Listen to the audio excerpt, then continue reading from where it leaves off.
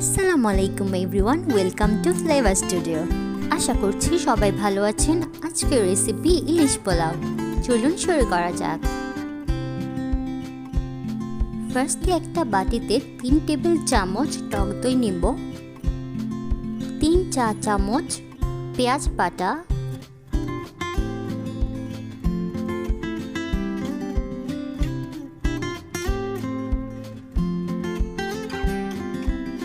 1 চা চামচ জিরা বাটা, 1 চা চামচ পেস্তা বাদাম বাটা, 1 চা চামচ আদা বাটা, 1 চামচ রসুন বাটা, মরিচ 1 চামচ,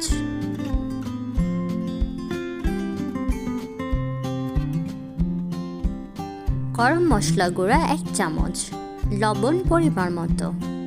সব কিছু ভালো করে মিক্স করে নেব।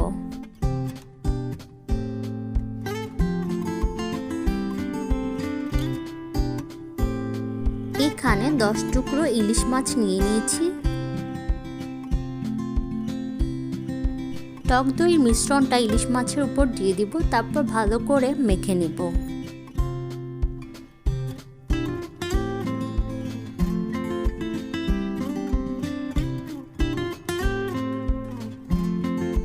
মেখে 40 মিনিট রেখে দিব।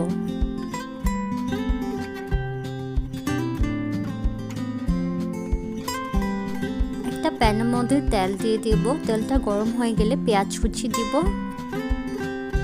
পেঁয়াজটা বেরেস্তা করে নেব, কিছুটা বেরেস্তা উঠিয়ে নেব পরে দেওয়ার জন্য।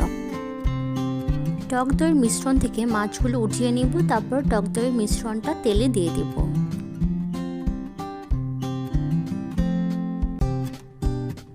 ভালো মতো কষিয়ে নেব। 4-5টা কাঁচা মরিচ ফালি করে দিয়ে দিব। মশলাটা কষানো হয়ে গেলে এভাবে তেল ভেসে উঠলে মাছগুলো দিয়ে দিব।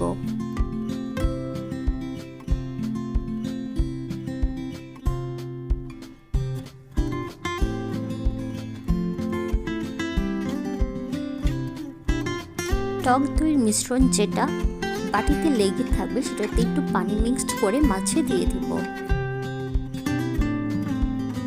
মাছের এক সাইড 3 মিনিট ভাজার পরে উল্টিয়ে দিব। ঢাকনা দিয়ে দেব যাতে মাছটা সিদ্ধ হয়ে যায়।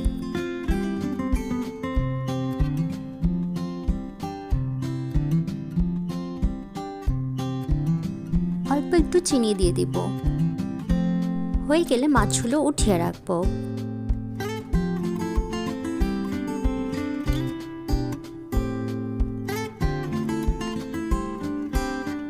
এবার অন্য একটি হাঁড়িতে পোলাও রান্না করার জন্য তেল দিয়ে দিব।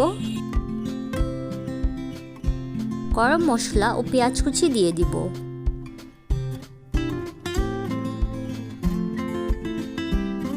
নেড়ে চেড়ে নিব। পোলাওর চাল দিয়ে দিব। কিছু কাঁচামরিচ দিয়ে দিব, তারপর ভালো করে সবগুলো মিশিয়ে ভেজে নিতে হবে।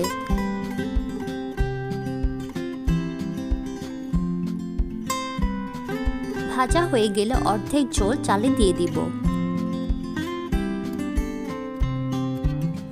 চালের সাথে ভালো করে মিশিয়ে আবার ভেজে নিব। ভাজা হয়ে গেলে পানি দিয়ে দিব।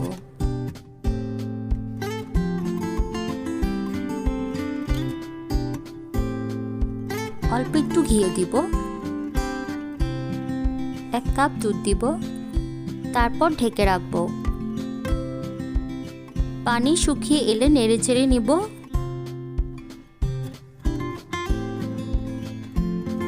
পোলাওর উপরে বেরেস্তাটা ছড়িয়ে দিব, তারপরে মাছগুলো দিয়ে দিব।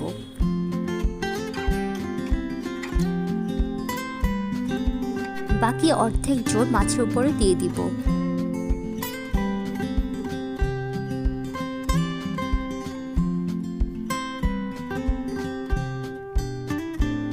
উপরে আবার বেরেস্তা ও কাঁচামরিচ ছড়িয়ে দিয়ে দমে রেখে দিব 40 মিনিট। তৈরি হয়ে গেল ইলিশ পোলাও। রেসিপিটি ভালো লাগলে বেশি বেশি করে লাইক, কমেন্ট, শেয়ার করবেন। ধন্যবাদ।